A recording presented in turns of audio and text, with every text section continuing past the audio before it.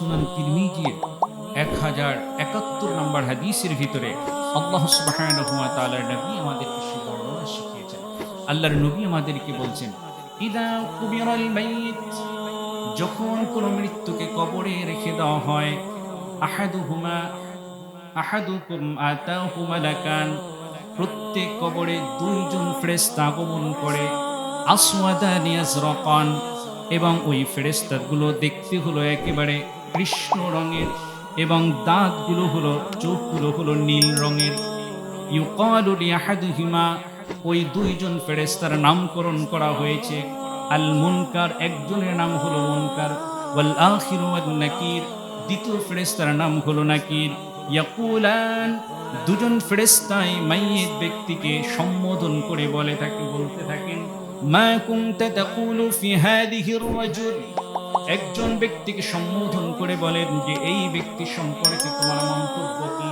ফায়াকুল, মাইয়িত ব্যক্তি যদি দিনদার হয়ে থাকে সে বলে, হুয়া আবদুল্লাহি ওয়া রাসূলিহি, তিনি হলেন আল্লাহর বান্দা এবং আল্লাহর রাসূল। সুবহানাল্লাহ।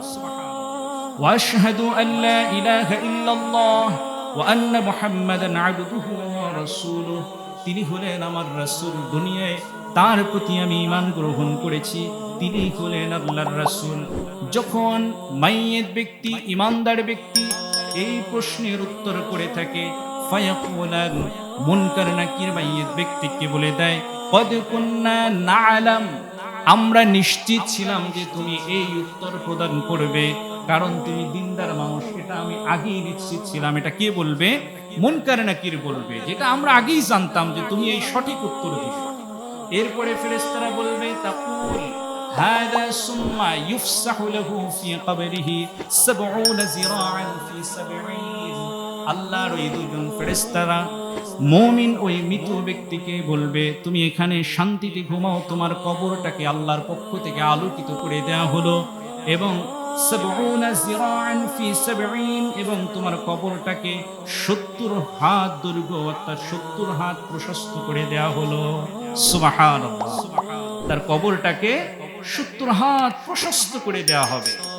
এরপরে ফেরেশতারা বলবে, মুনকার নাকির বলবে, নামকা নাওমাতিল আরুস, হে আল্লাহর দিনদার বান্দা, প্রশান্ত আত্মা, তুমি আল্লাহর কবরে ঠিক তেমনি ভাবে ঘুমাও যেমনি ভাবে তুমি বাসর রাতে ঘুমিয়েছিলে।